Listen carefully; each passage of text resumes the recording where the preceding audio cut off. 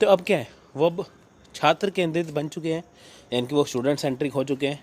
पहले क्या होता था कि जब वो कोई कोर्स करवाया जाता था हमें, तो हमें कोर्स के हिसाब से चलना पड़ता था।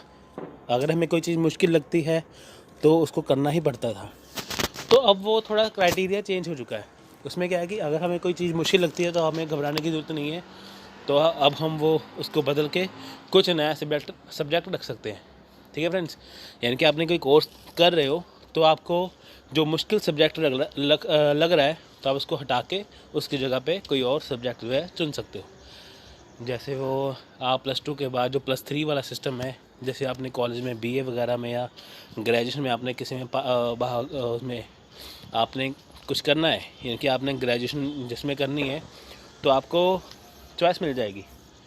तो आप अपने हिसाब से आपको जो सब्जेक्ट इजी लगते हैं, जैसे मान के चलिए आपने BA करनी है तो आपको जो जो सब्जेक्ट मुश्किल लग रहा है आप उसको छोड़ दीजिए, जो इजी लग रहा है आप उसको कर लीजिए। ठीक है फ्रेंड्स, तो वो किस में पॉसिबल है? चॉइस बेस्ड क्रेडिट सिस्टम में।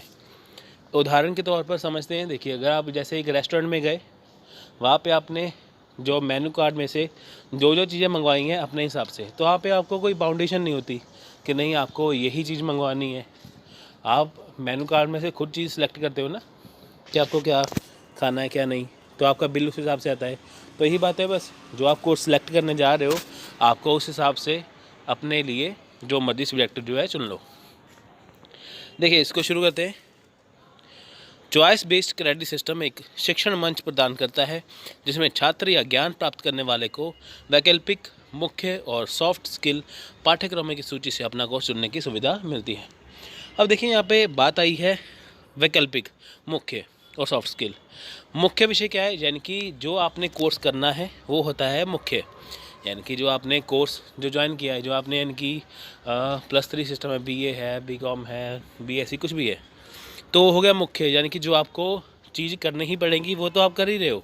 साथ में वैकल्पिक विषय, यानी कि आप अपनी मर्ज़ी से उस कोर्स के लिए कौन सा सब्जेक्ट चुन रहे हो जो आपको आसान लग रहा है, वो होता है वैकल्पिक। यानी कि जो आपको मुश्किल चीज़ लग रही है आप उसको हटा के आसान रख सकते हो। सॉफ्ट स्किल पाठ्यक्रम वही जो आपको ईजी चीज़ें लग रही हैं आप साथ साथ में वो भी कर रहे हो। तो पाठ्यक्रम प्रमाण पत्र प्राप्त करने के लिए छात्रों को आवश्यक क्रेडिट पूरा करना होता है। यानी कि जो आपने जिस कोर्स में आपने एडमिशन लिया है, अगर आपको उसका सर्टिफिकेट चाहिए तो आपको इसके लिए जो आवश्यक क्रेडिट है, यानी कि जो गवर्नमेंट का क्राइटेरिया है, उसको पूरा करना पड़ेगा। CBS सिस्टम एक क्रेडिट प्रणाली का अनुसरण करता है जो छात्रों को दिए जाने वाले पाठ्यक्रम घटकों से जुड़ी होती है। यानी कि जो CBCS सिस्टम है क्या है? ये क्रेडिट प्रणाली है। ठीक है, जिसमें क्या होता है कि छात्रों को जो दिया जाने वाला जो पाठ्यक्रम है, यानी कि जो छात्रों को सिलेबस दिया जाता है उससे जुड़ा हुआ है। यानी कि CBCS क्या है? जो छात्रों को सिलेबस प्रदान किया जाता है, यानी कि जो छात्र जब किसी कोर्स को चुनते हैं, जब उनको सिलेबस दिखाया जाता है कि ये उनका सिलेबस है, तो ये उनके पाठ्यक्रम से जुड़ा हुआ है CBCS, कि उनको उसमें चॉइस दी जाए। यानी कि जो कोर्स तय हो चुका है कि ये कोर्स करना ही पड़ेगा, पर पहले वो करना ही पड़ता था, चाहे मुश्किल हो चाहे आसान हो। अब क्या उसमें CBCS लगा दिया है, यानी कि उसमें वो चॉइस वो कर सकते हैं। उच्च शिक्षा के लिए एक क्रेडिट प्रणाली छात्र के प्रदर्शन, परिणाम, उद्यमिता, कौशल, संपर्क घंटे, नवाचार और रचनात्मकता, प्रतिभा आदि जैसे विभिन्न मापदंडों को मापती है। यानी कि ये क्या है? ये उच्च शिक्षा के लिए एक क्रेडिट प्रणाली है जो छात्रों के प्रदर्शन, छात्रों का जो परिणाम है, जो कौशल है, जो नवाचार है, जो रचनात्मकता है, ये ऐसी प्रतिभा जो मापदंड करती है। यानी कि छात्र का प्रदर्शन कैसा रहा है, उनमें प्रतिभा कैसी है, ये जो मापदंड है, ठीक है, ये उच्च शिक्षा के लिए किए जाते हैं। किसके लिए किए जाते हैं? CBCS के लिए। देखिए फ्रेंड्स, ऐसा है कि जैसे जिस चीज़ में छात्रों को ईजी लगे वो छात्रों को उस चीज़ में, जैसे मान के चलिए कि हायर एजुकेशन के लिए अगर किसी को कोई सब्जेक्ट या कोई कोर्स करना है, अगर उसको उसमें मुश्किल लग रही है तो वो उस कोर्स को कर तो लेगा, पर उसमें वो इतना सफल नहीं हो पाएगा। उसी में गवर्नमेंट क्या कर रही है अभी, उसमें उसको थोड़ा सा CBS सिस्टम के ज़रिए उसको आसान बना रही है कि ताकि जो बच्चा जो कोर्स कर रहा है वो उसको आसानी से हो जाए, कि ताकि उसका मन लगा रहे तो आगे वो अपने जो क्षेत्र है उसमें आगे बढ़ सके। ठीक है, इसमें क्या है कि ये सब मापदंड जो हैं वो ज़रूरी हैं। क्रेडिट अंक और ग्रेड अंक छात्रों को दिए जाते हैं। इनके आधार पर SGPA की गणना की जाती है। देखिए क्रेडिट अंक और ग्रेड अंक क्या है? इसमें क्या है देखिए, अगर आप मान के चलिए कि आपने जैसे पोस्ट ग्रेजुएशन किया है, ठीक है, उसमें क्या है कि सेमेस्टर ग्रेड पॉइंट है। अब अगर पर सेमेस्टर की गणना करनी है कि पर सेमेस्टर में से बच्चे के या स्टूडेंट के कितने मार्क्स आए हैं, तो वो कैसे होगा, SGPA से, ठीक है, यानी कि सेमेस्टर ग्रेड पॉइंट एवरेज से। पर सेमेस्टर में कितने मार्क्स आएंगे वो पता चल गया SGPA से। और पूरी की पूरी जो कोर्स में, यानी कि जो पूरा का पूरा, जब हम MA करते हैं तो उसमें क्या होता है कि हमारे 4 सेमेस्टर होते हैं 2 साल में, ठीक है, 1 साल में 2 सेमेस्टर, 2 साल में 4 सेमेस्टर। अगर हमें पर सेमेस्टर का देखना है कि हमारे कितने मार्क्स आए, तो हमें SGPA पे जाना पड़ेगा। तो अगर हमें पूरा का पूरा जो है साल जो है, ठीक है, वहाँ पे जाना है, तो हमें वो CGPA, ठीक है, यानी कि संचयी ग्रेड बिंदु औसत, इसकी गणना से हमें पूरा का पूरा जो हमारा प्रदर्शन है वो पता चलेगा। अब CBCS प्रणाली का कार्यान्वयन संस्थाओं के लिए फ़ायदेमंद साबित हो सकता है। शिक्षा का छात्र केंद्रित दृष्टिकोण अध्ययन के दायरे में रुचि और प्रयोज्यता बनाता है। देखिए CBCS प्रणाली जो छात्र केंद्रित है, पहले ये स्टूडेंट यानी कि वो पहले शिक्षक केंद्रित था, अभी क्या है, अभी छात्र केंद्रित है। क्यों? क्योंकि पहले जो स्टूडेंट को वहाँ पे दिक्कत आती थी, जो कोर्स है वैसे के वैसे चुनना पड़ता था, अब उनको हेल्प मिल रही है, सहायता मिल रही है कि वो अपने कोर्स को, वही कोर्स को करें, पर अब उनको जो सब्जेक्ट मुश्किल लग रहा है उसको वो छोड़ दें, ठीक है। जैसे कईयों को मैथ्स मुश्किल लगता है, वो मैथ्स छोड़ सकते हैं, कुछ और रख सकते हैं, ठीक है फ्रेंड्स। तो नेक्स्ट है CBCS प्रणाली के लाभ। तो फ्रेंड्स आपको मैं एक बात बता दूं, इसमें क्या है देखिए, लाभ में बहुत सारी चीज़ें आ जाती हैं। देखिए अगर मान के चलिए कि आपने कहीं पे एडमिशन ले रखा है किसी कॉलेज या किसी यूनिवर्सिटी में, तो उसमें होगा क्या, अगर आपको ये लगता है कि इस कॉलेज में बढ़िया नहीं पढ़ाया जा रहा, ठीक है, तो आपको चिंता की जरूरत नहीं है, तो आप वहाँ से अपना कोर्स जो है वो किसी कॉलेज या किसी और यूनिवर्सिटी में शिफ्ट करवा सकते हो। आपका कोर्स वही चलेगा, तो आप वहाँ से शिफ्ट करवा सकते हो, ठीक है फ्रेंड्स। दूसरी बात, अगर आपको लगता है कि जो आपने कोर्स रख रखा है, तो आपने जो सब्जेक्ट वहाँ से चुनने हैं, ठीक है, मान के चलिए कि आपने दिल्ली यूनिवर्सिटी में या पंजाब यूनिवर्सिटी में या कहीं भी यूनिवर्सिटी में आपने कोई कोर्स सेलेक्ट किया है, पर आपने जो आपका जो मुश्किल की बजाय जो आपको आसान जो सब्जेक्ट रख रहे थे, पर आपके वहाँ पे वो है नहीं, है ना। तो मान के चलिए आपने कोई कोर्स में एडमिशन लिया, पर आपने जो आसान सब्जेक्ट रखने थे वहाँ पे आपको मिल नहीं रहे हैं, तो आप एडमिशन उसी कॉलेज में ले सकते हैं, पर जो सब्जेक्ट आपने चुनने थे वो किसी और कॉलेज से भी पढ़ सकते हो, ठीक है फ्रेंड्स।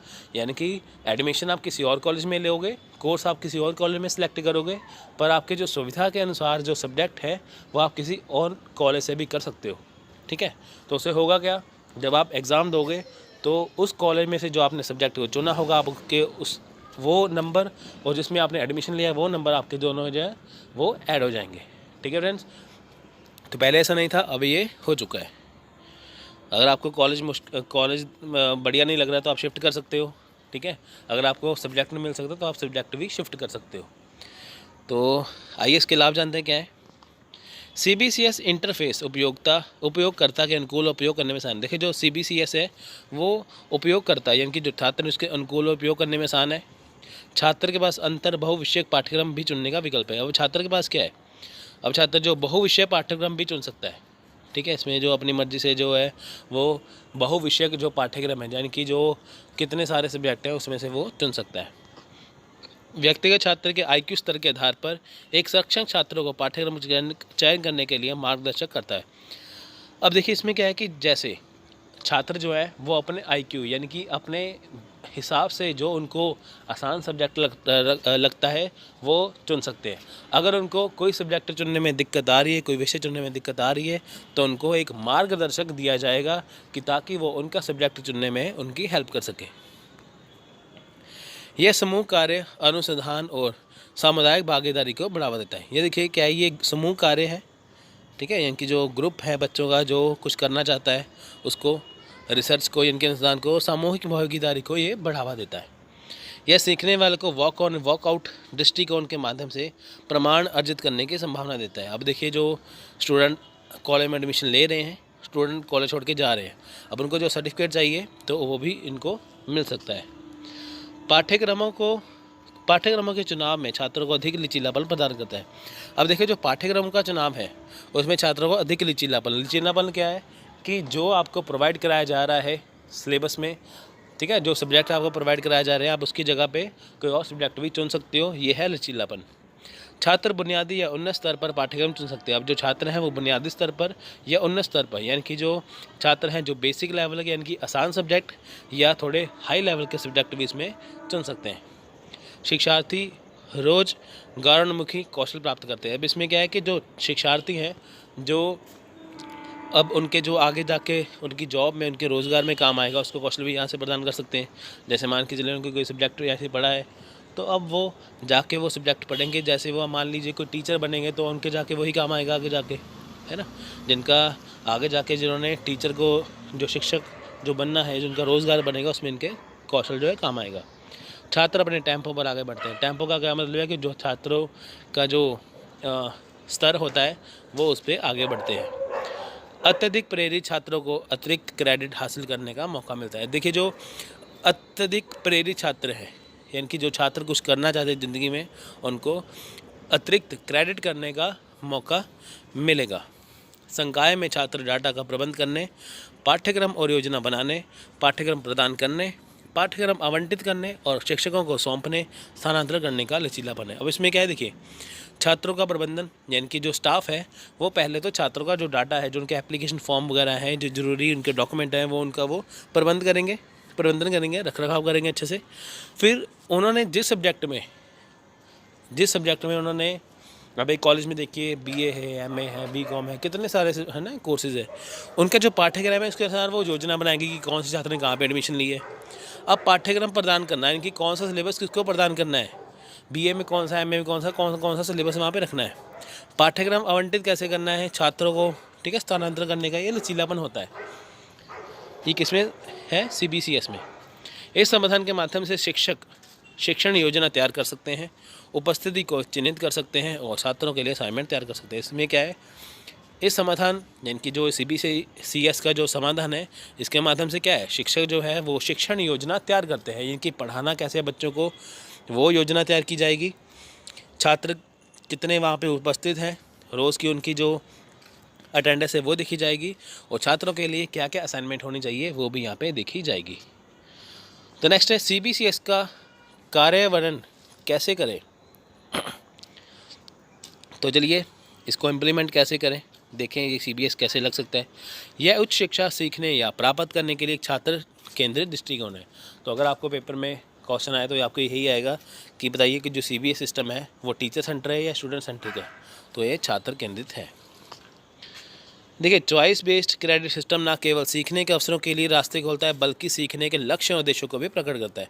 अब देखिए जो CBCS जो सिस्टम है यानी कि जो चॉइस बेस्ड क्रेडिट सिस्टम है वो ना केवल सीखने के अवसर यानी कि छात्र को क्या सिखाया जा रहा है उनके अवसर तो प्रदान करता ही है, उनके रास्ते खोलता ही है, पर बल्कि जो उनका सीखने का लक्ष्य है यानी कि जिसमें उन्होंने एडमिशन लिया है वो क्यों लिया, जो उनका लक्ष्य है जो उनका उद्देश्य है उसको भी प्रकट करता है।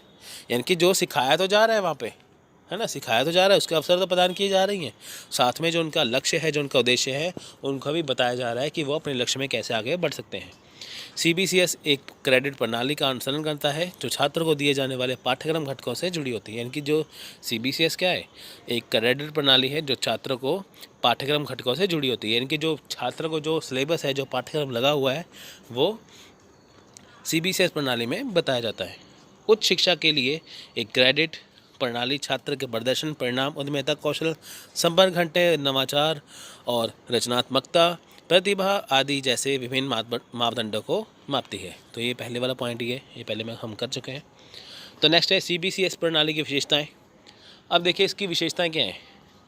यदि छात्र अपने अध्ययन की शाखा को बदलता है तो क्रेडिट हस्तांतरित किया जा सकता है। देखिए मैंने आपको जो पहले बताया था लाभ के जो मैंने किया था ना CBCS का जो लाभ बताया था उसमें मैंने पहले डिस्कस किया था कि अगर छात्रों को लगता है कि जैसे उसने कहीं पे एडमिशन ले लिया, अब छात्रों को लगता है कि मुझे इसमें यहाँ पे बढ़िया नहीं कराया जा रहा तो मैं यहाँ से चेंज करूँगा, तो वो उस कॉलेज या यूनिवर्सिटी को चेंज कर सकता है। तो जो उसने कोर्स लिया होगा तो उसको भी हस्तांतरित किया जा सकता है, यानी कि उसका कोर्स वहाँ से शिफ्ट कर दिया जाएगा। CBCS संख्यात्मक अंकन से ग्रेडिंग की ओर बढ़ने का एक कदम है। यानी कि CBCS क्या है, यहाँ पे जो अंकन जो पहले हम संख्यात्मक अंकन करते थे ना, यानी कि जब हम जो किसी ने जैसे कोई एडमिशन लिया है जैसे आप मान के चले कि जैसे संख्यात्मक अंकन क्या है, जैसे नंबर देना 100 में से इतने नंबर, 100 में से इतने नंबर, है ना। उसमें क्या है कि ये अंकन से ग्रेडिंग की ओर, यानी कि यहाँ पे अंक नहीं दिए जाते, यहाँ पे ग्रेडिंग दी जाती है। ठीक है फ्रेंड्स, ग्रेडिंग विफल के कलंक को कम करता है, यानी कि जो ग्रेडिंग है, ग्रेडिंग सिस्टम अंकन सिस्टम से थोड़ा सा बेहतर माना गया है, क्योंकि देखिए जो अंकन जो था वहाँ पे अगर बच्चों के नंबर 100 में से 2, 10, 20, 50, 20 आ जाए तो अंकन से होगा यार इसके इतने कम नंबर है, इतना डल है, 100 में से 15 नंबर, 100 में से 20 नंबर, 100 में से 40 नंबर, है ना। अब इसमें क्या है, अब अंकन की जगह पे यहाँ पे क्या लग गया है, यहाँ पे लग गई ग्रेडिंग। यहाँ पे ग्रेडिंग होगी, उससे इतना जो है छात्रों को या किसी को पता नहीं चलेगा। तो ये क्या है, जो छात्रों का विफल होने का जो कलंक था, ग्रेडिंग के माध्यम से उसको कम किया जा सकता है। तो नेक्स्ट है, क्रेडिट आधारित ग्रेडिंग प्रणाली को वांछनीय माना जाता है, क्योंकि यह देश के भीतर और अन्य देशों में संस्थानों में छात्र गतिशीलता को सुविधाजनक बनाता है।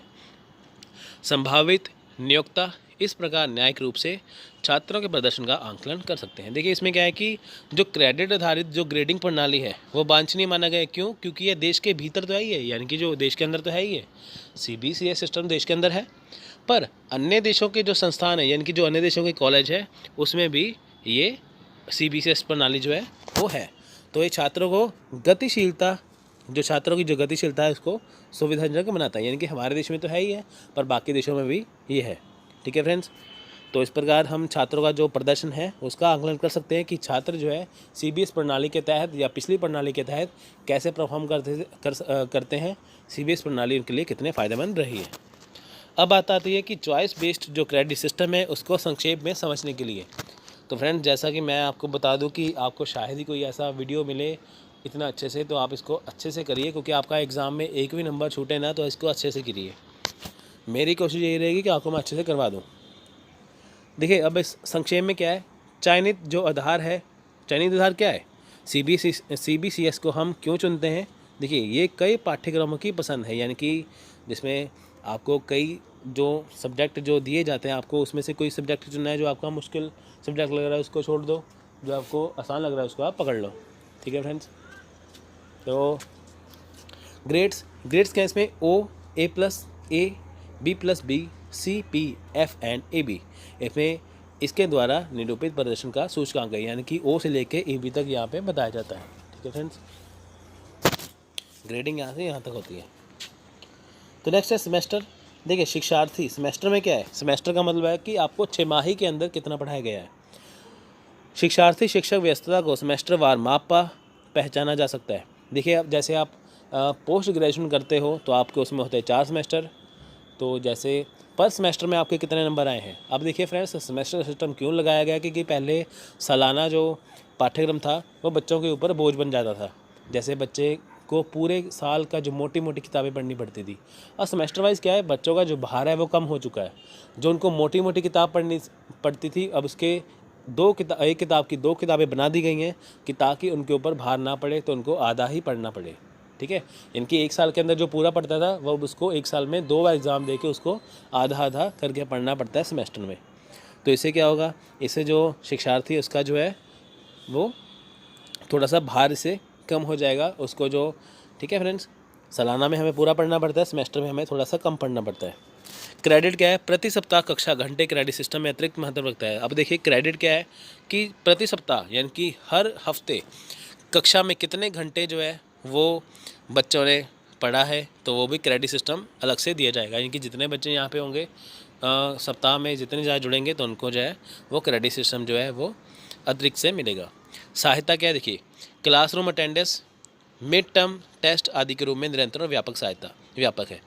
सहायता क्या है इसमें, देखिए जो इसमें क्लासरूम अटेंडेंस है, मिड टर्म टेस्ट है आदि जो है वो लिए जाएंगे। तो UGC ने 10 सूत्री ग्रेडिंग प्रणाली इस प्रकार प्रस्तुत की, यानी कि UGC है, क्वेश्चन आ सकता है UGC ने कितने सूत्री प्रणाली दी है, 10। फ्रेंड्स कई जगह पे 7 है, कई जगह पे 5 है, कई जगह पे 9 है, कई जगह पे 10 है। तो आपका मैं 10 के 10 बताऊंगा, अगर आपको 5, 7 या 9 कहीं पे भी आए तो इसमें से आपका वो कवर हो जाएगा। ठीक है फ्रेंड्स, तो देखिए O का मतलब है आउटस्टैंडिंग, यानी कि सबसे ऊपर क्या है O, जिसको O मिलता है O ग्रेड, तो समझिए वो क्या है, आउटस्टैंडिंग है, वो आउटस्टैंडिंग स्टूडेंट है, यानी कि हिंदी में कहते हैं विशिष्ट। तो इसको रखा गया है 10 नंबर पे। A+ का मतलब होता है एक्सेलेंट यानी कि उत्कृष्ट, इसके रखा है 9 नंबर पे, यानी कि अगर किसी को A+ ग्रेड मिलता है यानी कि वो एक्सेलेंट है। अगर किसी को मिलता है A ग्रेड तो यानी कि वो वेरी गुड है, बहुत अच्छा है, इसको रखा है 8 नंबर पे। अगर किसी को मिलता है B+ यानी कि वो गुड है, यानी कि वो अच्छा है, यानी कि मिलते हैं 7 नंबर पे। तो अगर यहाँ पे B है यानी कि किसी के 6 नंबर है तो यानी कि वो है अबव एवरेज यानी कि औसत से ऊपर है। जिसको मिलता है C यानी कि वो एवरेज है यानी कि वो औसत है, उसे मिलते हैं 5। तो जो है P यानी कि वो है पास यानी कि वो है सफल, यानी कि वो उसको नंबर रखा है 4 नंबर पे। F से होता है फेल यानी कि असफल, उसको मिलता है 0। तो AB से होता है एब्सेंट यानी कि अनुपस्थित, जो कभी आया ही नहीं क्लास में, उसको भी मिलेगा 0। तो फ्रेंड्स ये थी ग्रेडिंग प्रणाली। तो फ्रेंड्स ये था आज का लेक्चर। तो फ्रेंड्स वीडियो अच्छा लगा लाइक करिए, शेयर करिए और चैनल को